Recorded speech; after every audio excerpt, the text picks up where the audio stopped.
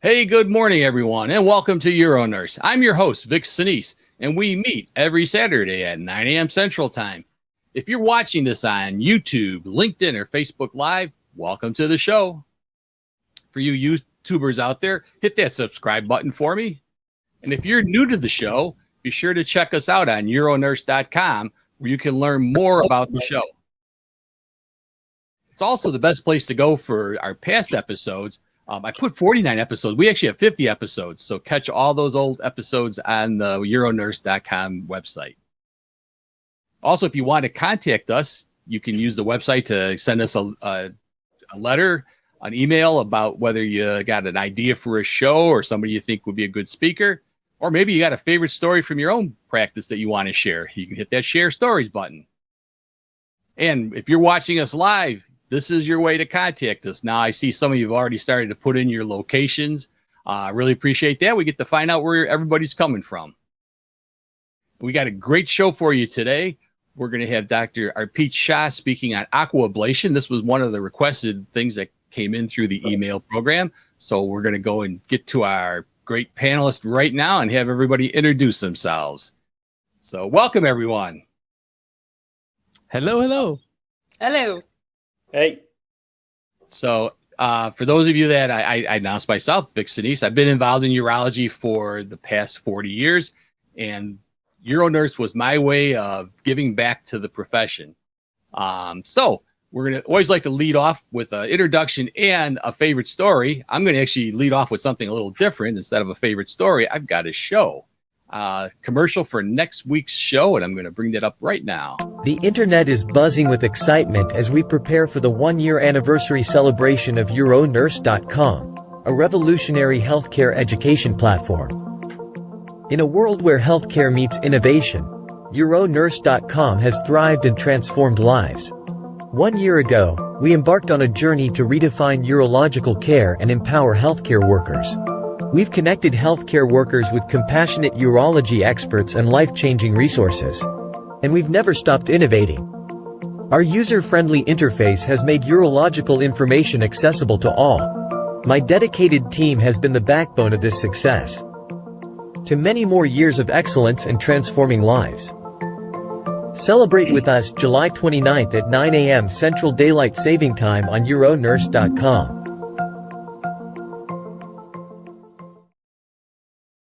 So that was my favorite story. Join us next week for our 1-year anniversary. All right, Lori, I'm going to bring you in here. Go ahead and introduce yourself and let us know your favorite story. Good morning, everyone. My name is Lori Atkinson. I am a certified urology registered nurse, and I've been a urology nurse for 25 years. I currently work for Northwestern at Delaware Hospital, also at Central DuPage Hospital in Winfield, Illinois. Excited to be here. I do have a little story. I don't have a whole lot of information, but it seems like I always have a story every week. This is something that I've never seen before in the 25 years that I've been in urology. We had a patient who presented to the ER with a lump in his groin, a rather large lump, and he ended up having metastatic squamous cell carcinoma of the scrotum. And the reason why he had never really noticed it on the scrotum is because he was on the obese side and he couldn't see it. And so I think it's really kind of stumping our urologists as well as the oncologists on really how to treat this. It's pretty difficult, pretty rare. So, yeah, wow, that is unusual. Great story. Hey, John, welcome from Arizona. Hello, everyone. My name is John Lin. I'm a private practice urologist in Gilbert, Arizona, who, like Vic, is paying it forward by sharing my experience in the business of medicine to benefit my colleagues. One of the ways that I'm doing so is by creating the Thriving Urology Practice Facebook group, where now over 2,300 US-based urology practice folks collaborate to improve our practices, and it's all for free.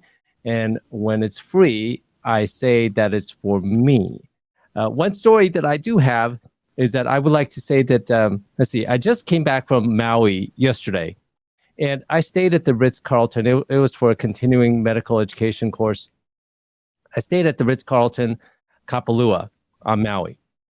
Beautiful resort. We signed up for something called the Club, which allows you to eat 5 different courses of 5 different meals, if you will. Like they have hors d'oeuvres and things like that.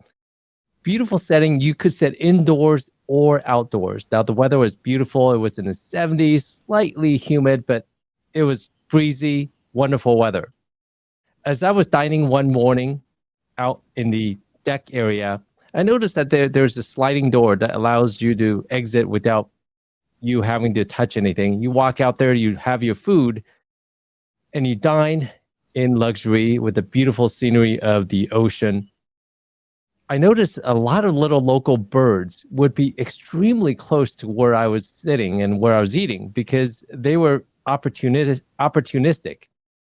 You see, as soon as I walk off of where I'm sitting to eat, they would just gather by my food and take my food. I noticed one bird, there was only one bird that was inside the automatic doors, which meant inside the building. You see, people could gather food from the buffet area and then take it outside. When I take it outside, the food that's left over has been picked. I've already eaten whatever I wanted to eat, and whatever's left over are crumbs, where all the majority of the birds are gathering to eat. Whereas this one bird inside has his choice of whatever he wants to eat. So the reason I tell you the story is that in medicine, most of us are like the birds outside. We do what everyone else is doing. Not many of us are willing to take the time to learn something that is new, that is unusual, and implement that practice so that we could advance the care of our patients, advance our practices, and it's truly a win-win situation when you take that chance. Think about Jeff Bezos, think about Steve Jobs, where they just kind of forged their own path. Be aware of something called status quo bias. Common phrases, we've always done it this way. We are going to continue doing it this way. And today's topic on aquablation is a great example. And I urge everyone not to think just about aquablation, but also things such as TURP, whatever procedure that you're used to doing. Don't do it like everyone else. Think of ways to innovate, to do it better so that you can get your pick of whatever you want to eat instead of being stuck outside with the leftovers. Back to you, Vic. Yeah, thanks. Great story. Now we're going to bring on our guest speaker for the day, who's Dr. Arpeet Shah. He's going to introduce himself, got a little story to tell us, and then we'll bring in the show for aquablation. Arpeet, go ahead. Hey, Vic. Thanks for having me. It's really a pleasure to be part of this show and talk about aquablation. And I think Dr. Lin says it exactly correctly. You know, the future of medicine is going to rely on innovation, especially as our nation's population continues to grow in age. And specifically in the field of urology, we've always been leaders in terms of implementing new technology and innovation. And a lot of it is based on need because there are just so few urologists and so many patients that we have to remain innovative and utilize new technologies to really serve our patients correctly. My story is a little bit lighter. Vic, you asked me to share a story just a few minutes ago, so I was thinking about it. And one of the most rewarding places where I've got to use my talents as a urologist was actually at Lollapalooza as a resident. And so I wanted to share that story as a second-year budding urology resident. I was at Lollapalooza. I was in my 20s with all of my friends, and we were listening to some great music. And I was in the middle of the crowd, packed crowd, thousands of people in the audience. And they had a large central section right in the middle of the audience where there were people in wheelchairs or disabilities who could go on a platform and kind of enjoy the show from a higher view. And I looked back and I noticed that there was one man there who was much younger than the rest, maybe about 15 or 18 years old. And he had somebody with him, and she had a catheter in her hand.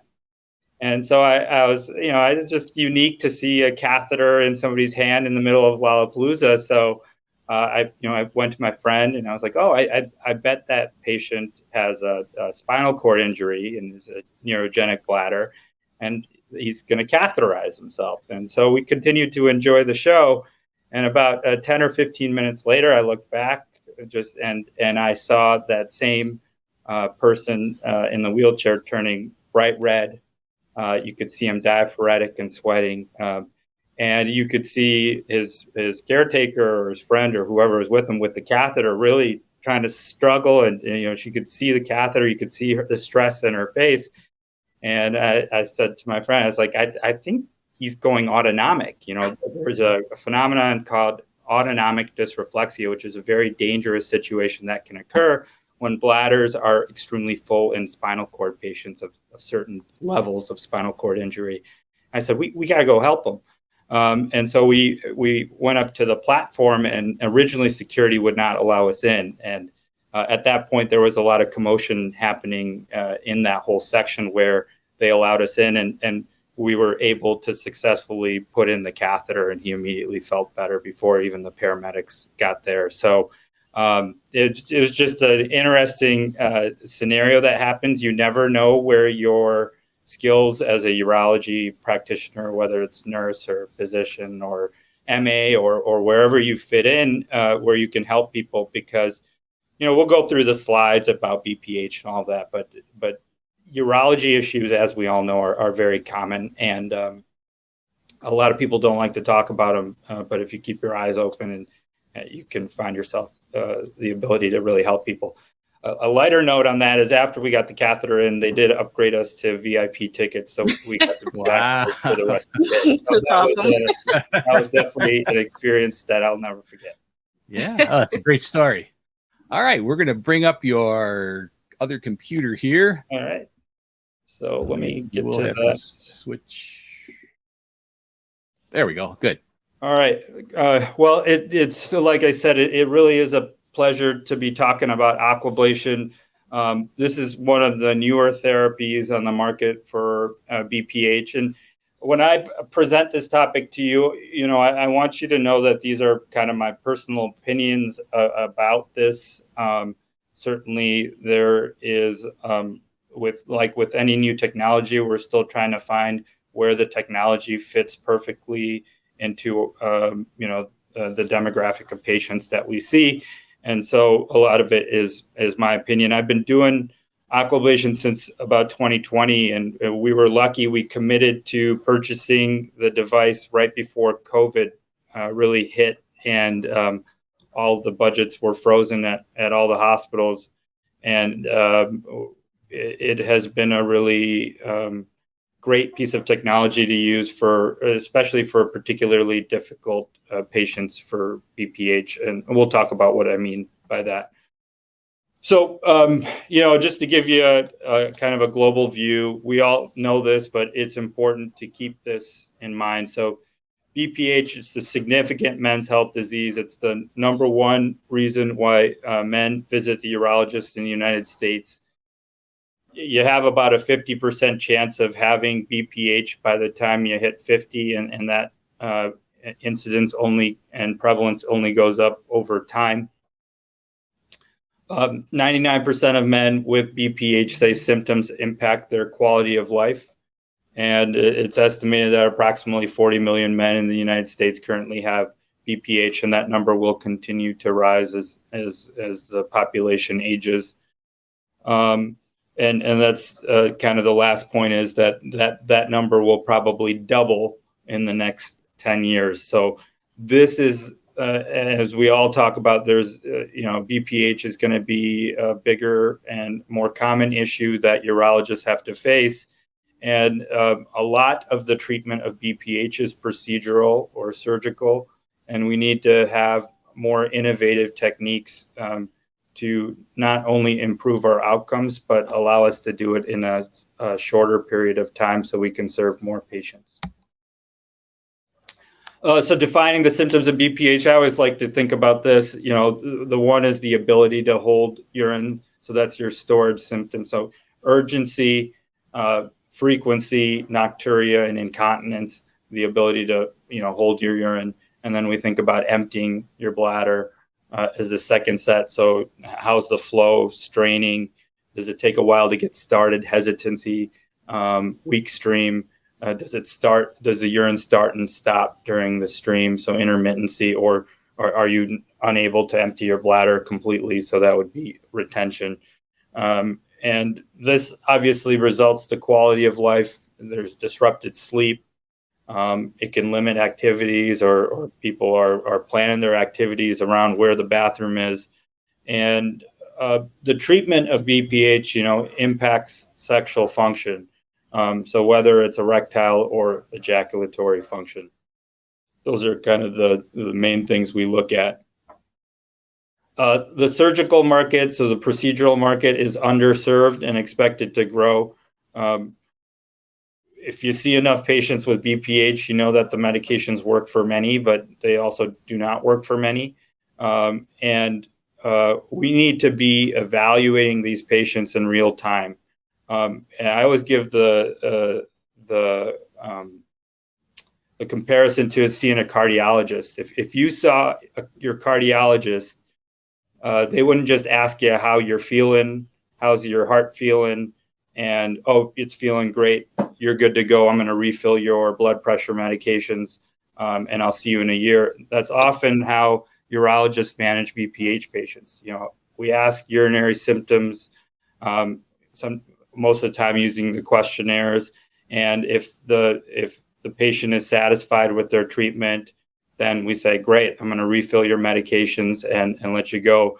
But I think we are doing many times a disservice to our patients if we're just relying on their symptom score and their opinion on their symptoms. And so just like seeing a cardiologist, they wouldn't just ask you how your heart is, we'll see you in a year. They're going to do some objective testing. And so I'm a big proponent towards objective testing. So the cardiologist might do an EKG and echo, they'll measure the blood pressure. Well, we should be doing the same for patients with BPH, especially if we're managing them. So that can be with Euroflow, Eurocuff, or other objective testing. PVR is a great objective test. And then obviously using the questionnaires. But we're really doing a disservice if we're just, refilling medications and assuming that everything is okay. These patients are coming into our office. They are entrusting us with their care. So we have diagnostic testing that can objectively quantify how well they are doing. And we should utilize that testing to make sure that they do not need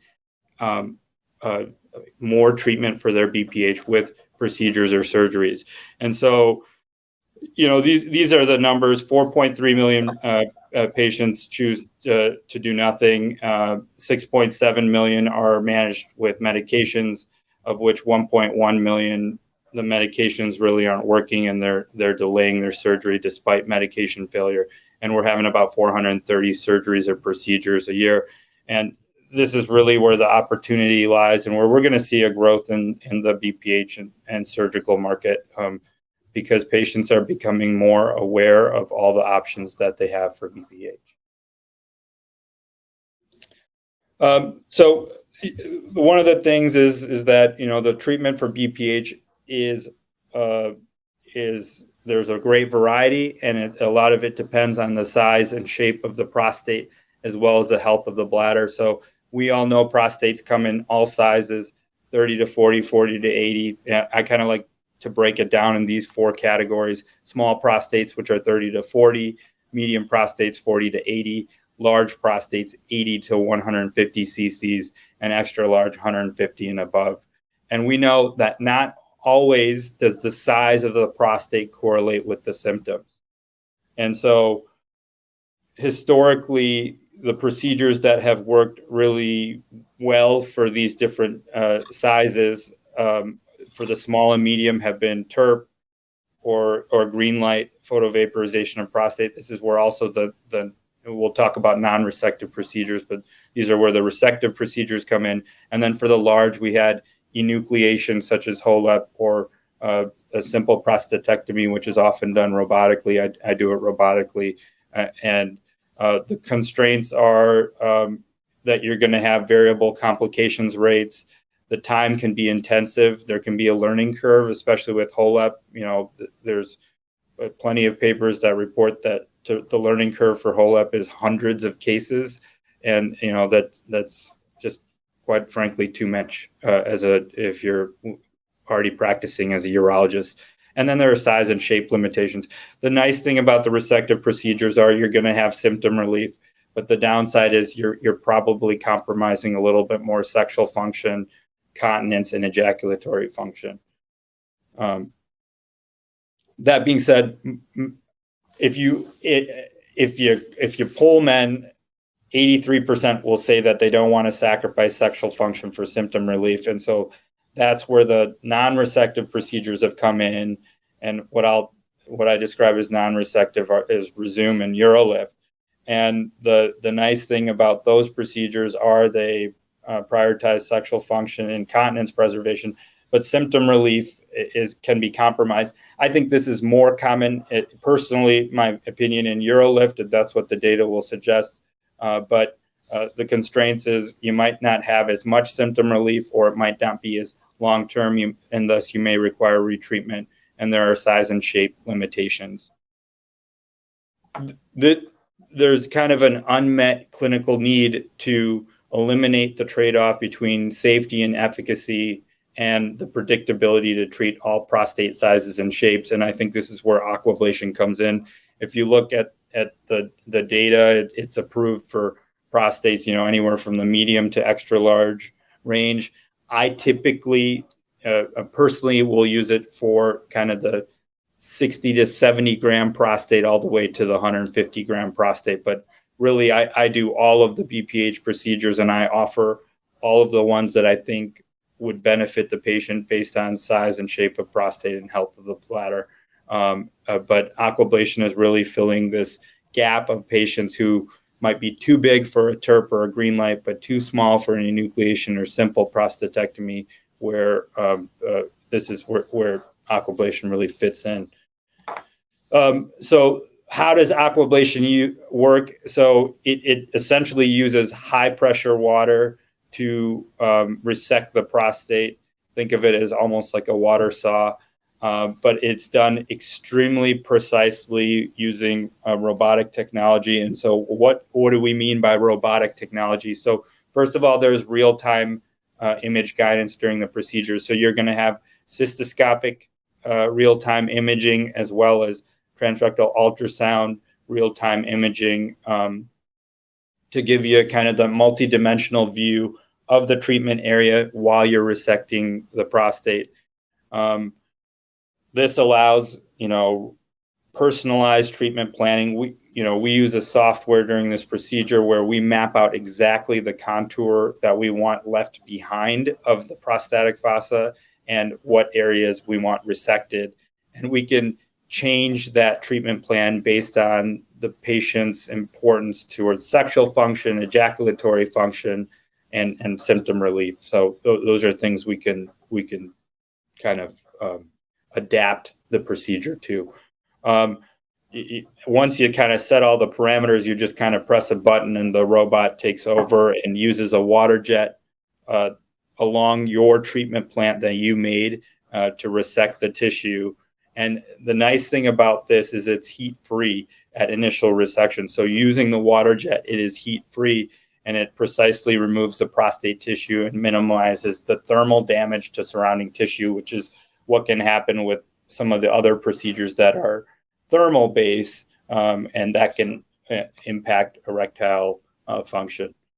You still do use some heat during the hemostasis portion of this procedure, but the initial aqua beam and aquablation does not use heat.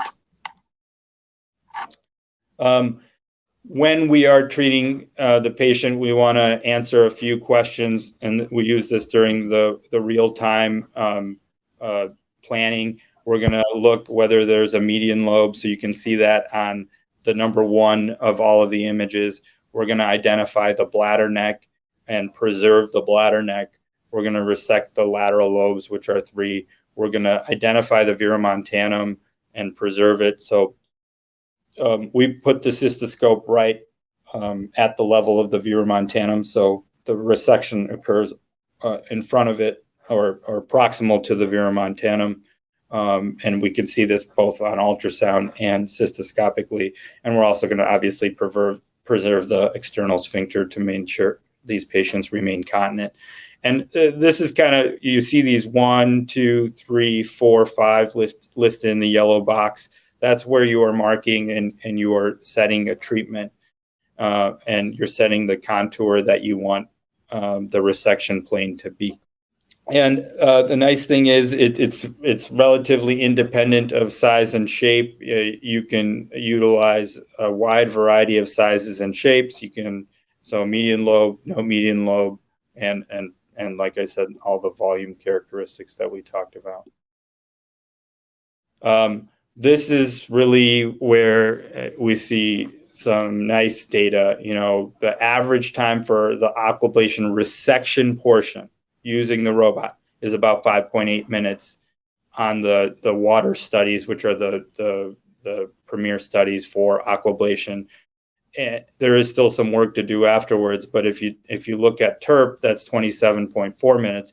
And really, I'm utilizing this for patients who are, in the 80 to 150 gram range, where you might be doing HOLEP, where the resection times are significantly higher than TURP.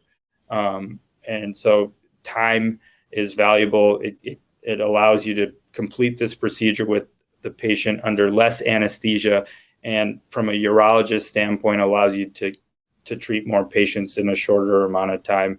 Thus, you're not booking up, or your patients aren't waiting extended periods of time to get the treatment that they need. And this is a little video you can see of the live image after aquablation. That tissue that you see, that's kind of, you can see the urine flowing out, you can see the system and the prostatic fossa open. But then a lot of the tissue that you see that isn't moving in the posterior portion of the prostate is actually going to all slough off in the first couple of weeks after the procedure. So it's validated in terms of efficacy, durability, and safety. So there's been multiple trials, including a meta-analysis of 4 clinical studies with over 425 patients. They looked at all volumes between 20 and 150 and up to 1 year of follow-up. They really divided the groups up based on prostate size, so above or below 100 cc's, and then whether there was a median lobe or not. And regardless, there were remarkable improvements amongst all prostate sizes and shapes. And so the average results across all subgroups was an IPSS score improvement of 16 points, a flow rate of 20 milliliters per second, a quality of life improvement of 3.3 points based on AUA symptom score, post-void residual improvement of about 60 cc's. And that, 60 cc's might not seem like a lot, but we know that post-void residual is highly dependent on bladder health. And a lot of times patients are being seen after their bladder has already been compromised. And so 62, if you look compared to other literature and other procedures in literature, is pretty high. The ejaculatory dysfunction rate was 10.8, which was very low compared to other procedures. Erectile dysfunction rate of 0% and incontinence of nearly 0. I do have a short video that I'll try to narrate through, and this is the aquablation, just the whole procedure. It is important to know that this, I think, is an inpatient procedure. I know there are some people who are doing this as an outpatient, but if you really talk to those surgeons, it's for the perfect patient, and so they generally do not do these as outpatients. So the first thing you'll see is a transrectal ultrasound will be put into the rectum, and then we'll place the aqua beam cystoscope. We'll maneuver that into the bladder and kind of fill up the bladder. At that point, there's a robotic arm that is connected to the table that docks the cystoscope. And then we're going to really look at our transrectal ultrasound. And what we'll do is we'll look at AP views of the prostate, and we're going to kind of start planning our area of resection. We start at the kind of the widest area of the prostate and plan our resection that way. And then we'll look at a sagittal view, and we'll look, is there a median lobe? That's what the first dot was marked out, then the bladder neck, then the mid prostate, and then the apex or the verumontanum, or the end of our resection. That yellow shaded area is something called where we're going to do the butterfly cut. And you can make this longer and wider if patients want to preserve ejaculatory function, or you can make it narrower and smaller if ejaculatory function is not of concern for the patient. And at that area, they do a special type of cut using the aquablation, which helps preserve ejaculatory function. And here you see the aqua beam kind of working, and it kind of sweeps high pressure water against the prostate. And you see a live cystoscopic view of this as well.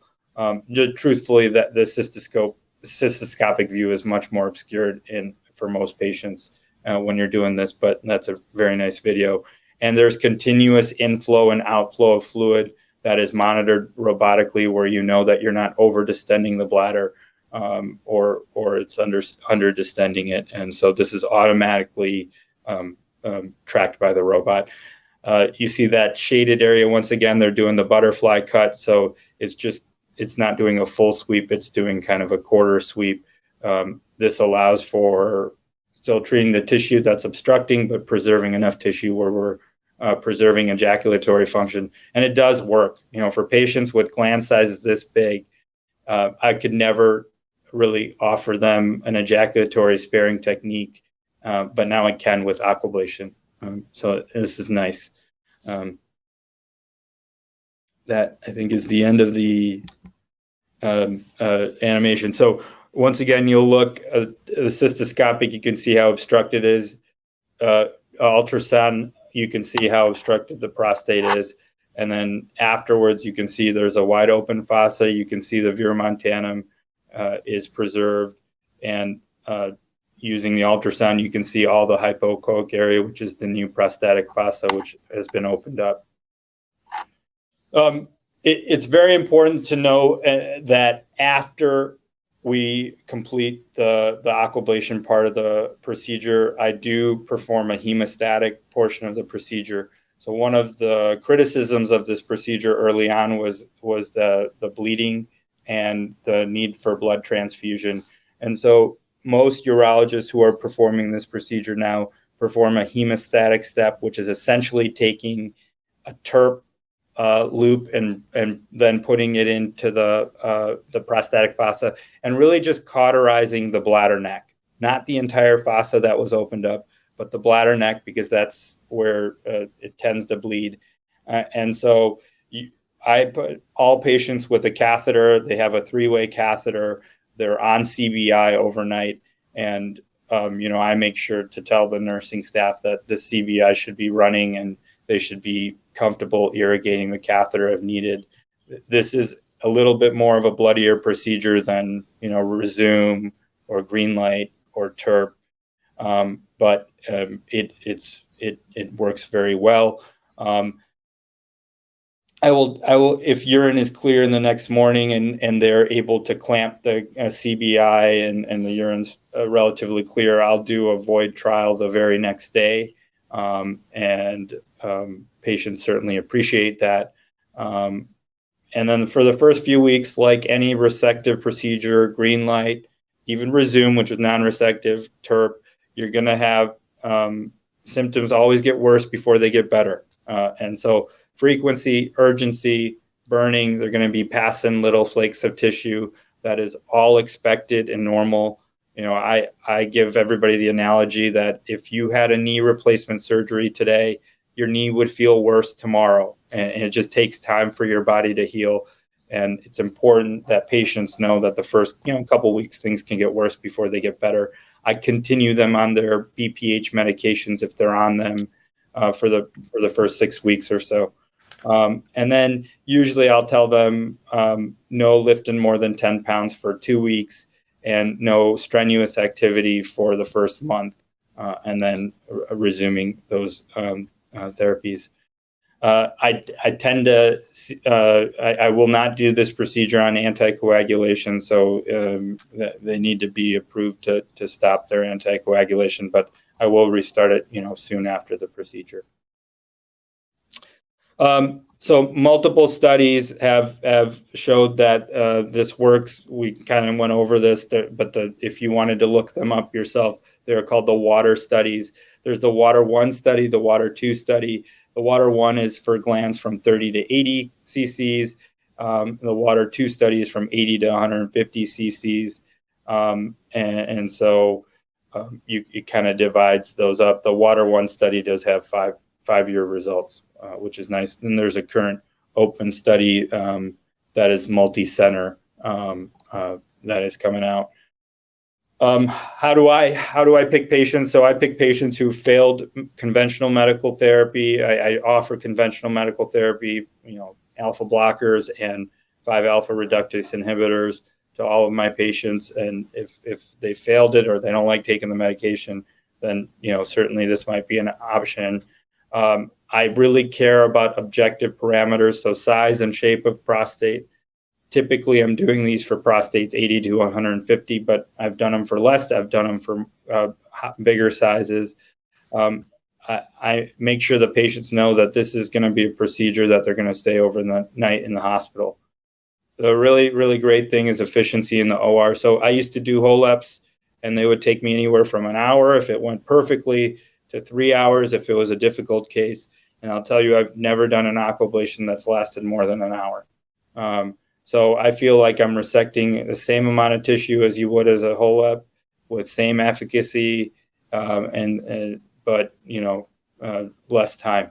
And a lot of these cases can take just 30 minutes once you're really efficient and you've done a lot. But 30 minutes to an hour is pretty nice. Learning curve is short. I think it's probably 10 cases, and most surgeons will feel very comfortable performing this procedure. And this is really where I think it has a lot of benefit. Is this is a procedure that normalizes surgeon skill. Okay, we let the robot and the technology do the resection and do a great resection. It doesn't matter if you're a great urologist or just an average urologist. The resection is done by the robot. You just mark the spots and it does it. And so this allows urologists who do not feel comfortable maybe treating these larger glands to start doing them. Almost every urologist in the country, I'm sure, feels very comfortable with the TURP. And so that's all you kind of really need to know to do this procedure, but you're expanding it to gland sizes that you may not have felt comfortable doing a TURP in the past. And that's kind of how it fits into my practice. 80 to 150 gram prostates, patients who failed medical therapy. It's probably about 20% of my BPH surgical volume. And it's really revolutionized how we treat this particular gland size. I will skip that one.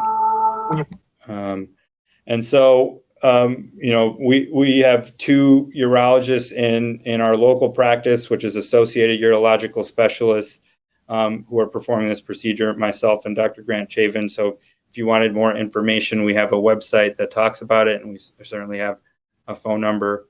I'm excited to kind of talk about this more with Vic and the panelists. Helps if I turn my mic on. That was really great.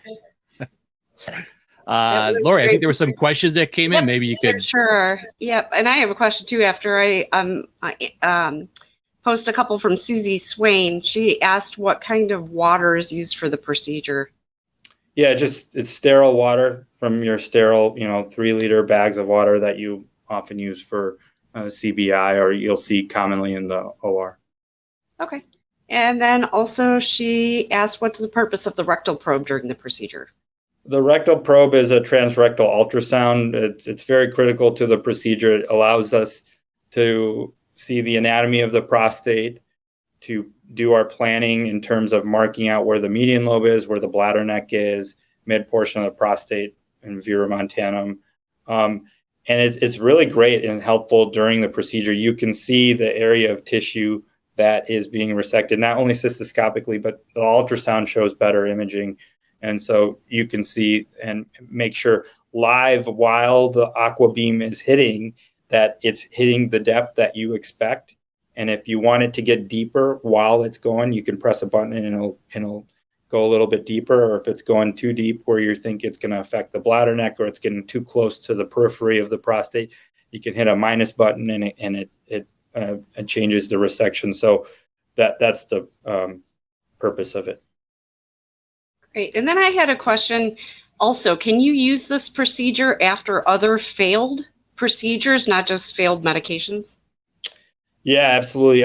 I should have said that. I've done this procedure many times after prior failed procedures, and it's been all of them. Urolift, Resume, green light, TERPs, and it works. It's not technically, you're going to have some problems with insurance coverage if they have a history of prostate cancer, but from a technology standpoint and from a common sense standpoint, that prostate cancer affects the peripheral zones of the prostate, not the central zones, which are being treated by this procedure. So in real life, I bet there's no impact on treatment of patients with prostate cancer.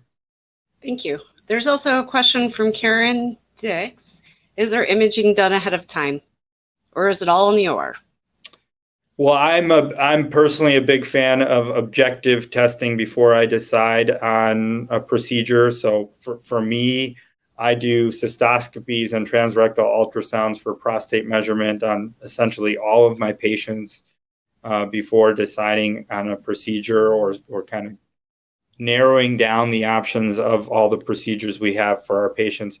I'll also do generally a Eurocuff or at least a Euroflow to give an idea of bladder function. And, you don't have to do these tests, but I think most physicians and urologists are doing at least one, if not all of them. Perfect. And then I also have a question from Elizabeth Hernandez. Is the illustration of the prostate sizes a representation of normal sizes in different stature men? What is the average size of a healthy prostate of a healthy is an average size man? So that's a tricky question to answer. So prostates can come in all shapes and sizes. Stature does not really impact prostate size. And, the going discussion, in terms of average prostate size, it has a lot to do with age. We know as a man ages, the prostate gets bigger. So if you ask what's the average prostate size for an 80-year-old man, it's going to be very different than a 40-year-old man. But, kind of the going gestalt of average prostate sizes for the patients we're seeing, which typically are over the age of 50, is a prostate size between 30 and 40. Thank you. I've heard a lot about the bleeding being a big concern. Have you gotten in a situation where you go in there and it's just hard to see what you're doing to stop the bleeding, or? Yeah, so bleeding was a big concern to a point where if you look at the original water study, the transfusion rate was 5%, which is quite honestly is astronomical for BPH procedures. And when I was first introduced to this technology, I said, well, 5% I'm not doing it. I'm just not doing it. And now with the added step of bringing in essentially a resectoscope and a TERP loop and cauterizing, that has gone down, if you look at new studies, to comparable rates of TERP and green light, less than 1%. And yes, I have been in situations where, you can go in and it's very bloody, but you do a couple of these cases, especially if you have one challenging one, you understand how to get the bleeding under control rather quickly. Mm-hmm. And so, everybody asks, how long are you taking to resect it, to cauterize, and for the hemostatic step, which is not described. If if you look at all the aquablation literature, they say, oh, it's 5 minutes, a 5-minute case. Yeah, that 5 minutes is the aquablation, right? That's the easiest 5 minutes. Then, the machine's off and you got to go in there and kind of clean up and cauterize everything. And I'll say typically that takes me at this point about 10 minutes. Okay. But at the beginning, my first few cases, it would take, half an hour to 45 minutes. And I have not gotten into a point where I think the bleeding is so bad where I've I felt like I needed to open up the patient. I have not had any takebacks after this procedure due to bleeding.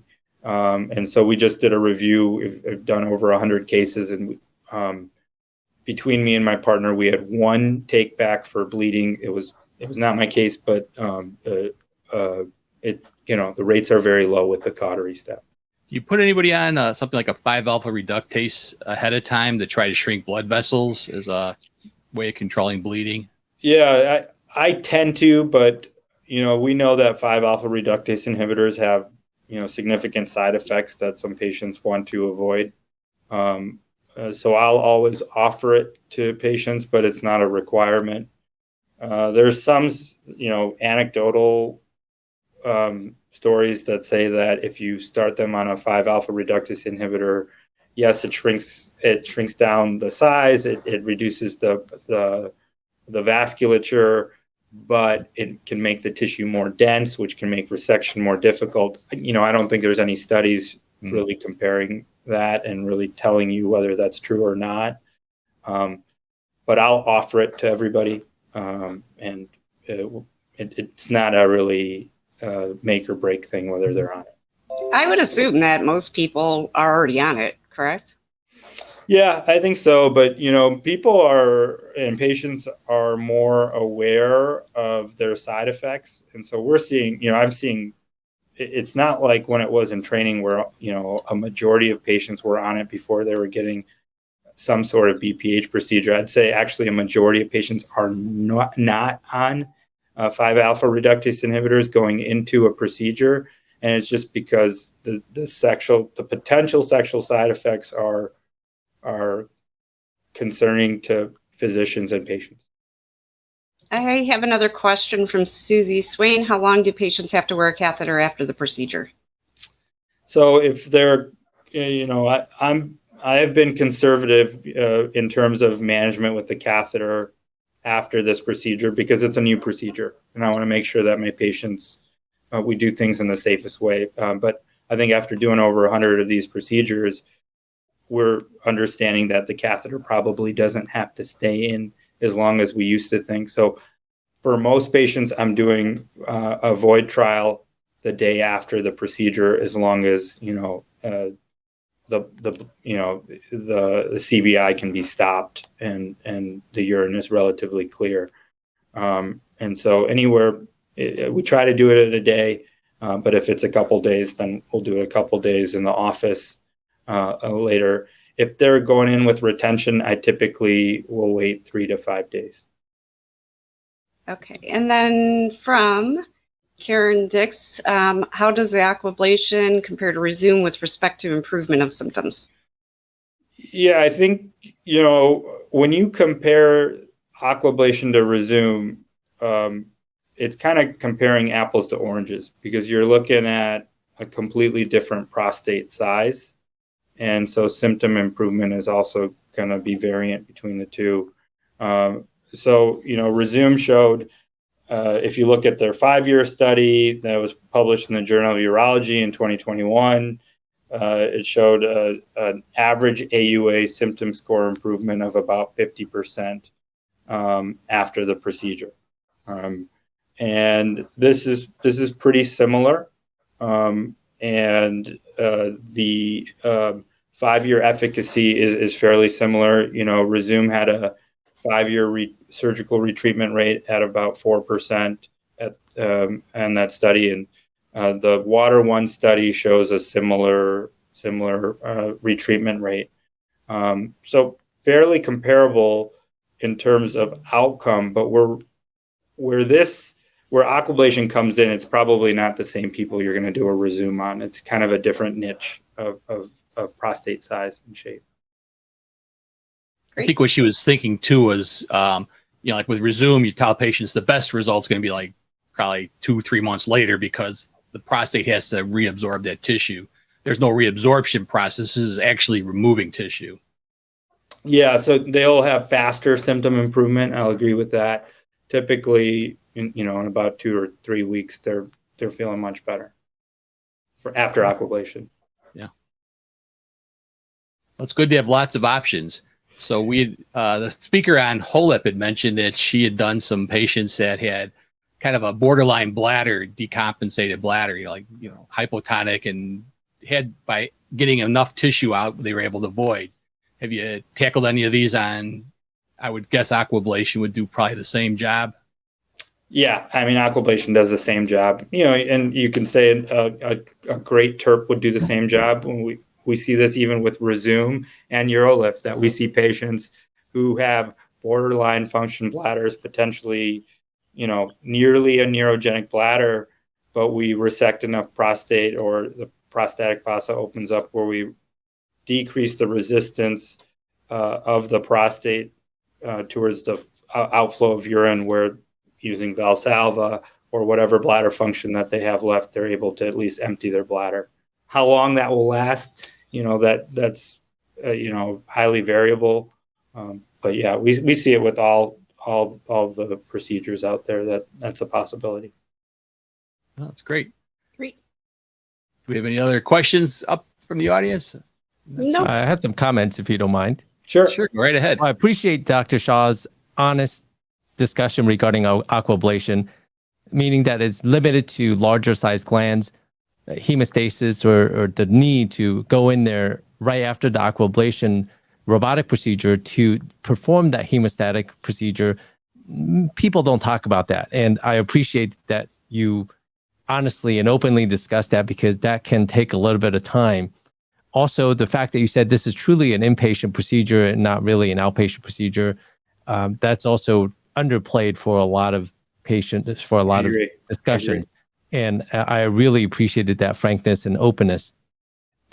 I do things differently. And again, like you said, this is the way you do it. This is your experience. The way I do TURPs, for instance, I do, if patients opt in for it, consistently put the patients on 5-alpha reductase inhibitors. I do not wait until medication failure before I offer a TURP procedure. And also, I stopped the BPH medications the day of the TURP because I've made the prostate wide open. Why do I need to leave the patients on medical therapy? So much of what we do that's the way we were trained, dogma. TURPs also, once you get really good at doing them, all of my patients are now done as outpatients, meaning they go home the same day. And also often they don't go home with the catheter. Yeah, tubeless. I do these as tubeless button TURPs. Yeah. In addition, yeah, go ahead. I would agree. I think most of my TURPs are going home the same day. I'm a little bit conservative with in terms of catheter. I won't do tubeless that day. That's really remarkable, and I think that's what we need. We need innovative urologists who are pushing things to help our patients and get them catheter free sooner. And just like the situation with the 4-minute mile, Roger Bannister back, I think in the 1950s. Before him, no one ran a sub 4-minute mile until he started doing it. He broke that 4-minute mile barrier, and then everyone else started doing it. Same thing with TURPs. A lot of people don't realize that you can perform an ejaculation preserving TURP. Now, I'm now doing this as an outpatient procedure, sometimes without a catheter, and I'm able to preserve ejaculation function after TURP. I have numerous videos on Sunrise Urology's YouTube channel. If you look on the playlist of TURP, BPH procedures, numerous patients tell me that their sexual function actually improved after TURP, even though they may experience may or may not experience retrograde ejaculation, meaning no semen coming out after TURP, their sexual functions improved after TURP. So a lot of things that we don't quite understand why treating BPH improves sexual function, but it certainly does. Yeah, and I'd agree with that. And some of the stuff you're doing in terms of, ejaculatory sparing TURPs, and you can do that with green light. You can even do it with Resume. We need to continue to be innovative, and some of that just comes from experience and trying it out and being innovative as a surgeon. But this is one of the, I say Aquablation, only about 20% of my BPH surgeries. But this is one of the really remarkable things about Aquablation, is that it normalizes surgeon skill, right? So, the machine kind of does it for you. So whether you've ever done an ejaculatory sparing TURP or procedure or not, it will tell you how to do it, and it'll do it.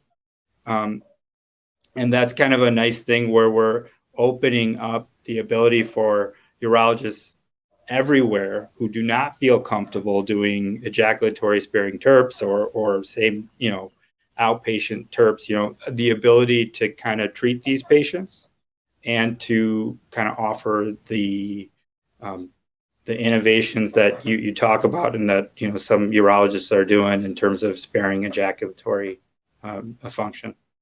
One of the other limitations of aquablation is that it does not treat the anterior prostate. As you've seen many times after performing cystoscopy, prostates are not all the same. Sometimes that obstruction comes from a drooping anterior lobe of the prostate. Sometimes it can be intravesical. That portion of the prostate, you still have to go in there and resect if you want to treat that after an aquablation. Yeah, and actually, one of my failures after aquablation was due to anterior tissue, and so sometimes you don't even notice that anterior tissue until you've completed the procedure. They're healed, and they're still having symptoms, and weeks down the line, you look in and you see this draping tissue. And you're absolutely right that's another limitation towards aquablation therapy. And I completely agree with the need for objective testing, uroflow, PVR, post-void residual, ural cuff to assess bladder function, cystoscopy, transrectal ultrasound. Those are basic. I also, I think of myself as a savior or a crusader against defunctionalized bladder. And often a lot of these guys who are older, they ignore their problems. And by the time they see us, the bladder is already partially decompensated. By waiting and leaving them on medication, the bladder tends to deteriorate even more. Often when I see these guys and I do the objective testing, I see obstruction. I don't even put them on medication. I offer treatment, definitive, expirative treatment before I even say medication, because I know they're obstructed right now. And medication, you put them on medication, even combination pharmacologic therapy, alpha blocker and 5-ARI, you do a cystoscopy on day one, and then you do a cystoscopy 6 months later, the prostate is going to look the same. The obstruction is still there. Yeah. So I often don't even offer medication. I do offer it, but I say, you know what, this is most likely not going to cure you. If you want to cure, if you want to preserve bladder function here on out, consider having something done. I completely agree. I think most often, if you talk nationally for urologists, they're probably surgically treating prostates too late. Okay. How many times have we seen a patient in the ER with retention and he's like, I just saw my urologist. He said I was doing great on medical therapy. And those are the patients we're failing. And we're failing because we're not objectively testing their bladder and their prostate early and regularly. Okay. So if I have a patient who says, I feel like I'm doing great on Flomax, okay, I will still recommend a Urocuff to make sure that they are objectively. And if they're not, I'll tell them, I know you're feeling great, but your bladder's not saying that you're feeling great. And that's certainly not what the objective testing is showing. Yeah, and Urocuff certainly can display that very, very well. Be a defender of the detrusor, everyone. Absolutely. Well, this has been a great discussion. We're getting to the end of our hour, so I am going to call the meeting to an end. great talk, Dr. Shah. I really appreciated you coming on and discussing that. There's a lot of options for treating BPH, and we need to look at all those choices. And I think that when you can get a doctor to give you real honest information, that's the most important part of all of this. So I'm just going to move on to just plug next week's 1-year anniversary show. Don't miss it, folks. You do need to be live. So save that date because we're going to be having our raffle. And if you're not live, you can't be part of the raffle. We got a couple of Euronurse shirts that we're giving away. Soon is offering a 1-year membership. And now Chicago Metro soon is going to offer a pass to their spring conference. Whether you come to it live or want to attend virtual, you'll be able to get the credits. So that's another option for you. It's also a little plug for something that's going to happen. We're going to open it next week. And that's a new part to Euronurse, something new coming. I think you're going to like it. I would like to thank everybody, thank all of our speakers here. It's been a great show, and we'll see everybody next week. Thank you, everyone. Thank you. Bye.